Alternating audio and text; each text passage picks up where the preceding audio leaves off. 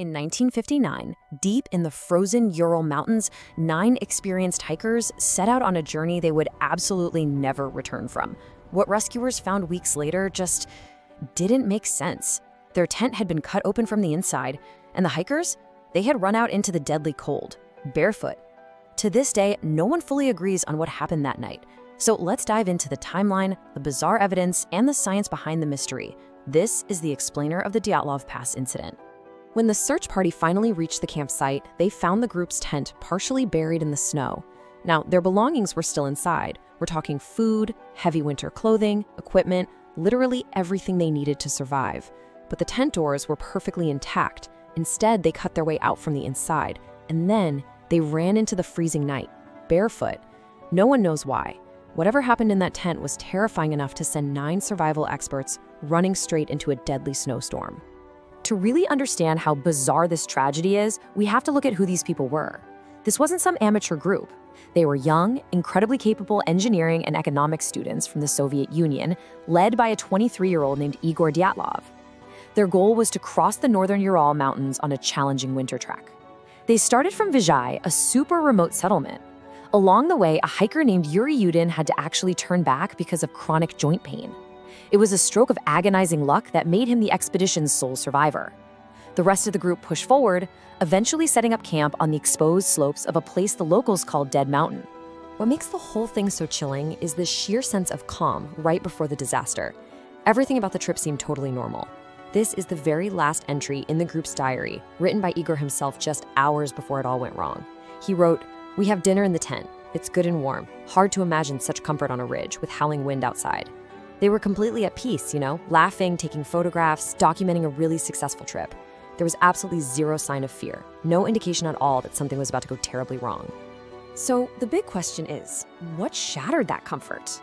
As darkness fell, the weather worsened drastically. The temperature plummeted, the winds grew violent, and the snow really started coming down. Setting up on an exposed hillside definitely wasn't the safest location, but experienced hikers do take calculated risks. Inside that tent, they should have been completely safe. They had the gear, the shelter, and each other. Yet at some point in the middle of the night, something changed. Something disturbed them enough to abandon absolutely everything. The evidence left behind is just baffling. The escape was chaotic, sure. They slashed the canvas to get out instantly, leaving behind their thick coats and boots. But here is the detail that truly deepens the mystery. The footprints leading away from the tent didn't show people running blindly in a panic. Instead, the tracks showed the group moving together, downhill, at a calm, measured pace. They weren't running wildly, but they definitely weren't returning either. They were walking away from their shelter, half naked in a blizzard, and they were doing it together. Now, let's talk about the environment they were walking into. Minus 30 degrees Celsius.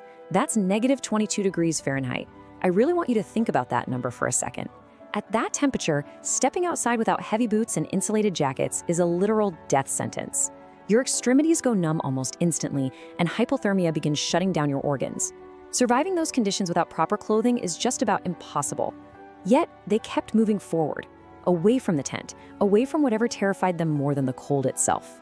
Their desperate struggle for survival led them nearly a mile downhill until they finally reached the tree line. There, numb and freezing, they actually tried to build a small fire under a large cedar tree. Rescuers later found branches broken high up in the tree, which suggests some of the hikers climbed up.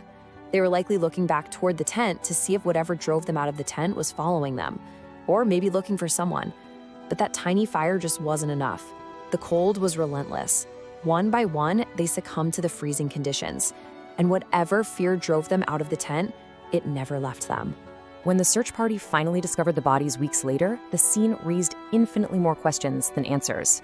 Some of the hikers simply froze to death with absolutely no visible injuries, but others, found deep in a ravine, had severe internal trauma. We're talking broken ribs and fractured skulls, almost as if they had been struck by an immense force, like a car crash. One hiker was even found missing her tongue and eyes.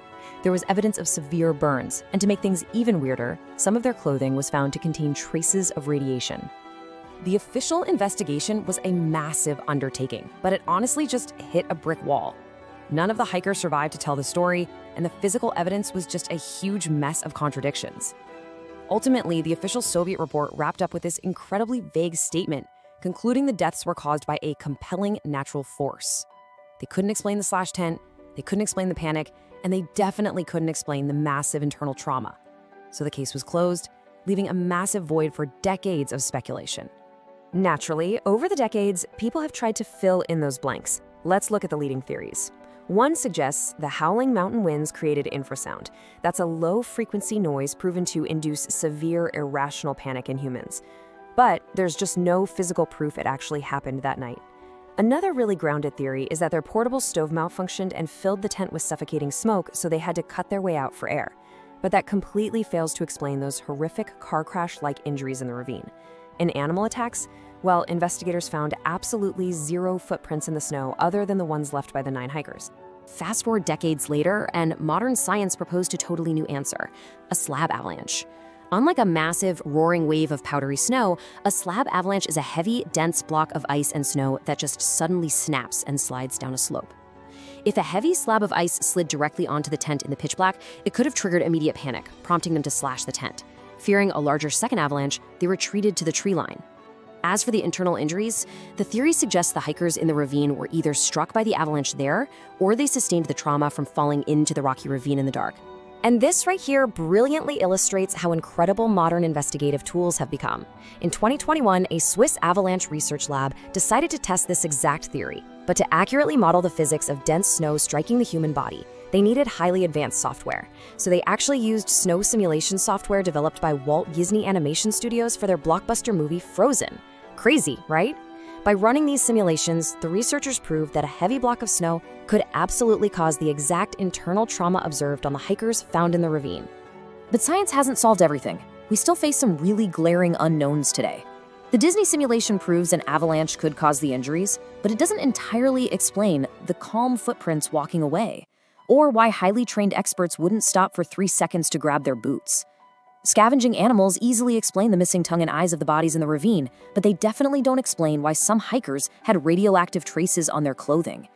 We have pieces of the puzzle. We know how they died. But that psychological catalyst, the exact moment of terror that made them decide a freezing blizzard was safer than their tent, that remains a complete mystery. So I really want you to put yourself on that mountain. You are a trained survivalist. You know the cold will kill you in minutes. You're warm, you're with your friends, and you're just eating dinner. If you were in that tent, what could possibly make you cut your way out, leave your shoes behind, and run straight into the freezing dark? The mountain has remained silent for over 60 years, and maybe it always will.